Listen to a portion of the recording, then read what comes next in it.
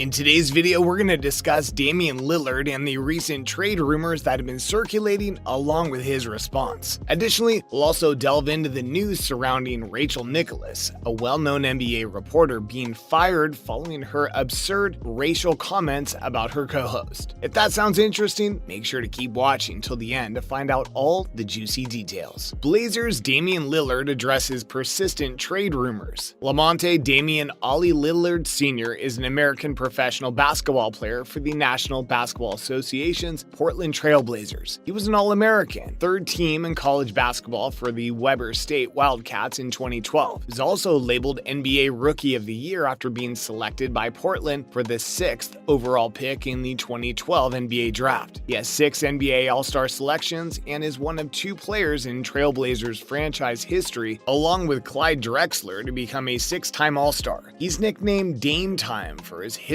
of making clutch shots. Lillard denied last month that he was going to request a trade from the Blazers, and he hasn't, but that hasn't stopped the rumor mill from churning. The Portland Trail Blazers star guard appears to be sick of answering trade rumors that have surrounded him all summer. Lillard told The Athletic's Christopher Camarani that he knows how he feels about the situation, and that's good enough for him. He described the challenges he faces in trying to clear the air about his situation in Portland. In an interview with The Athletic's Christopher Camarani, Lillard explained that when it comes to trade rumors, he is frequently caught between a rock and a hard place. Lillard, who was in Weber State last week, stated that he is clear on his position. You get to a position where it's like, do I defend myself or do I just say nothing? For me, when I'm just hearing stuff that's not the facts, I'm going to say I didn't say that, Lillard said. Some things I've just got to let it be said. I know what the truth is. I know where I stand. It's not my duty to make the public know. It's not my job to make them aware of what that is. It definitely has been different. I feel like I've handled it like I've handled everything. I just let it happen. I let people talk and I just stay true to who I am and stand on that. If I say anything, I stand on what I said. It is what it is at this point. While Lillard may not be interested in explaining himself, the star guard did provide some additional information on Tuesday night while answering questions from fans on Instagram Live. When asked if he planned to leave Portland, Lillard responded succinctly, "I'm not leaving PDX. Not right now, at any rate." Currently, it appears very likely that Lillard will begin the season in Portland and then move on. While he hasn't requested a trade, he has made it clear that he is dissatisfied with the Blazers as they are now and would like to see significant improvements so they can truly compete in the consistently deep Western Conference. Lillard was particularly dissatisfied with the Blazers' inability to advance past the Denver Nuggets in the first round of the playoffs last season. I think that's the stage we're at as a team where we all, just not me, not just my teammates, not just our new coaching staff, the front office, everybody in this organization must look in the mirror because we're constantly come up short. Lillard said in an interview with Yahoo's Chris Haynes, "We have to look in the mirror and say, I have to be better because whatever it is we're doing is not working and it's not giving us the shot to compete on the level that we want to compete on." He continued, stating, "Our environment has always been great. We're not losing a lot, but we were eliminated by a shorthanded Denver team that I felt we should have beat," Lillard said. "I just walked away from that really disappointed. I was like, man,